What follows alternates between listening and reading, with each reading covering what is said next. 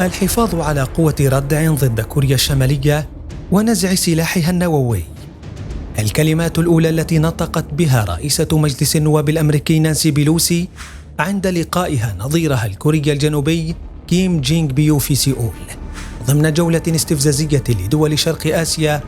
غير المتحالفة مع أمريكا، حيث فجرت بيلوسي الوضع في تايوان بزيارة جعلت الصين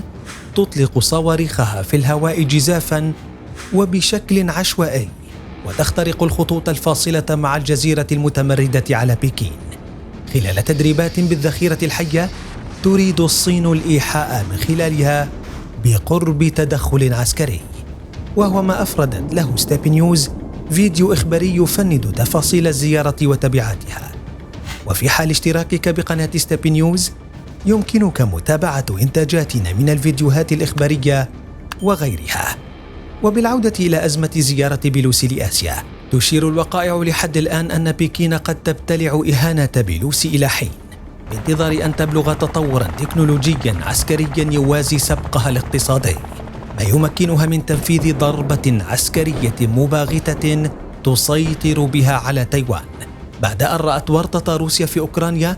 المتسلحة بترسانات الغرب. أما في كوريا الشمالية ربما يكون الأمر مختلفاً، لأن حاكمها ببساطة هو الملقب بكثير من وسائل الإعلام بالمجنون، هو كيم جونغ أون، الذي قد يفعل ما يفوق حسابات أي شخص أو دولة. لكن سياسة فرد العضلات الأمريكية لم تتوقف على تايوان حين زارت بيلوسي المنطقة الأمنية المشتركة بالقرب من الحدود شديدة التحصين بين الكوريتين، حيث تنفذ دوريات مشتركة بين الأمم المتحدة بقيادة أمريكا والكوريتين في أعلى زيارة لمسؤول أمريكي للمنطقة منذ عام 2019. الرئيس السابق دونالد ترامب الذي التقى بالزعيم الكوري الشمالي ما أغضب بيونغ يانغ وأثار جنون كيم لمعرفته أن بيلوسي تستهدف إهانة كوريا الشمالية ووضعها في صف أعداء واشنطن الذين لا يجرؤون على الرد. ورغم محاولة رئيس كوريا الجنوبية يون سوك يول تخفيف التصعيد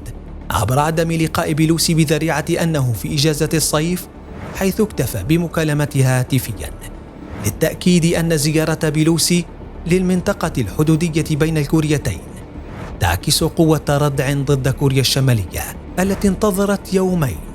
قبل أن تتحدث رسمياً عن زيارة بيلوسي، حيث أدانت بيونغ يانغ وصول بيلوسي للمنطقة الفاصلة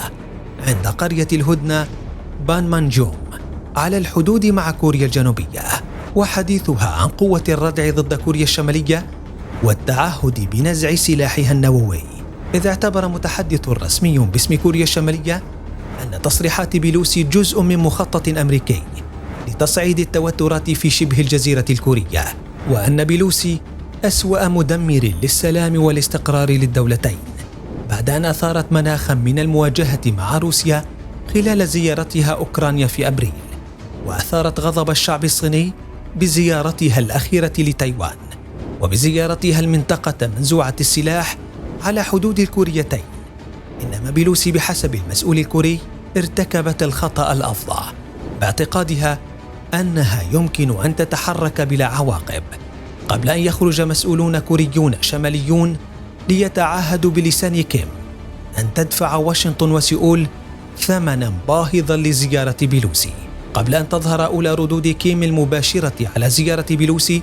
من خلال تسريبات تحدثت عن جعل كل الصواريخ النووية في حالة تأهب للإطلاق، إضافة لرد آخر غير مباشر وربما مفاجئ من حيث الإعلان عنه جهارا نهارا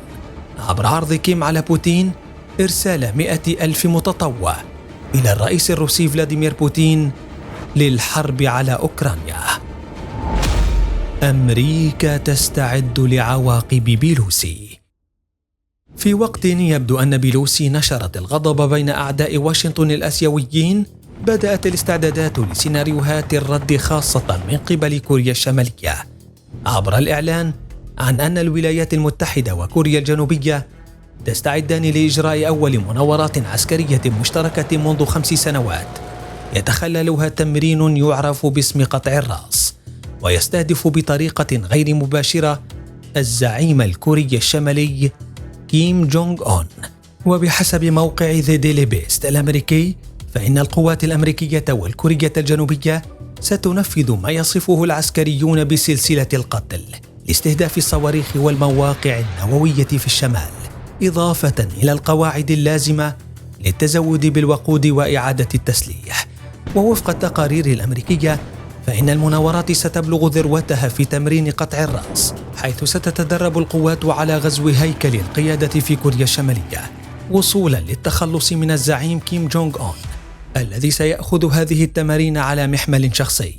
ولن يسمح بأن تمر مرور الكرام بحسب محللين ومراقبين، خاصة أنه أمر بعد آخر مناورات كورية جنوبية أمريكية بإجراء تجارب نووية سادسة على نطاق واسع ومقلق.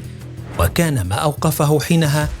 أن الرئيس الأمريكي السابق دونالد ترامب ألغى إجراء مناورات مشتركة مع كوريا الجنوبية مباشرة بعد قمته مع كيم في سنغافورة في يونيو من عام 2018.